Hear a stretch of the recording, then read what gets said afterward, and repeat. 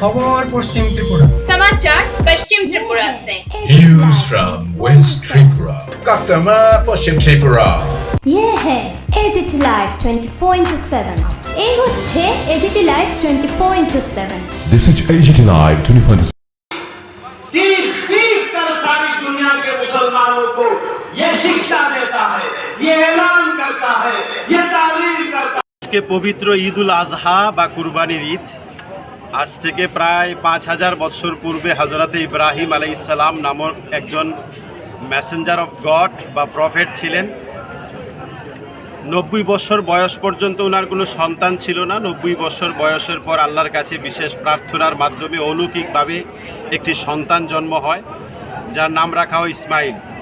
তার 12 থেকে 13 বছর বয়স হওয়ার পর আল্লাহর পক্ষ থেকে নির্দেশিত হন তার প্রিয় একমাত্র সন্তানকে আল্লাহর রাস্তায় বিসর্জন করার জন্য, কুরবানি করার জন্য। তিনি প্রস্তুত হন, ছেলেও প্রস্তুত হয়। আর সৌদি আরবের মক্কার মিনার ময়দানে ছেলেকে কুরবানি করার জন্য নিয়ে যান এবং ছুরি চালান, কিন্তু ছুরি চলে না, কার্যকরী হয় না। আল্লাহর পক্ষ থেকে ঘোষণা হয়, ইব্রাহিম, তোমার ছেলেকে কুরবানি করা এটা উদ্দেশ্য ছিল না, এটা একমাত্র পরীক্ষা ছিল। এই পরীক্ষায় তুমি সফল হয়েছ, তাই আল্লাহর পক্ষ থেকে একটি দুম্বা প্রদান করা হয়, এটাকে কুরবানি করো।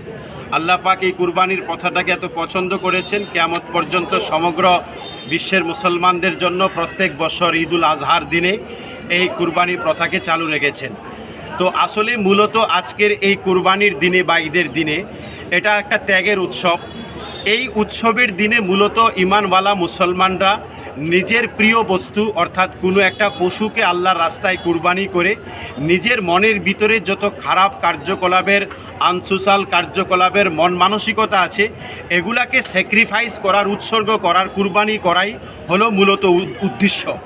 এই উদ্দেশ্যকে কেন্দ্র করে যখন একটা মানুষ কুরবানি করবে, মূলত একটা সৎ আদর্শ মানুষ হওয়ার এর একটা প্র্যাকটিস বা অনুশীলন। এবং এই কুরবানির উদ্দেশ্য শুধুমাত্র মাংস খাওয়া নয়। এই কারণে কেউ যদি মাংস খাওয়ার উদ্দেশ্যে কুরবানি করে, তাহলে ধর্মীয় মতে তার কুরবানি আদায় হবে না, বিশুদ্ধ হবে না। এই কারণেই কুরবানি করার পর কুরবানিকৃত পশুর মাংস 3 ভাগে ভাগ করতে হয়। 1 ভাগ গরিব অসহায়দের, 1 ভাগ আত্মীয় স্বজনদের, 1 ভাগ নিজেদের জন্য।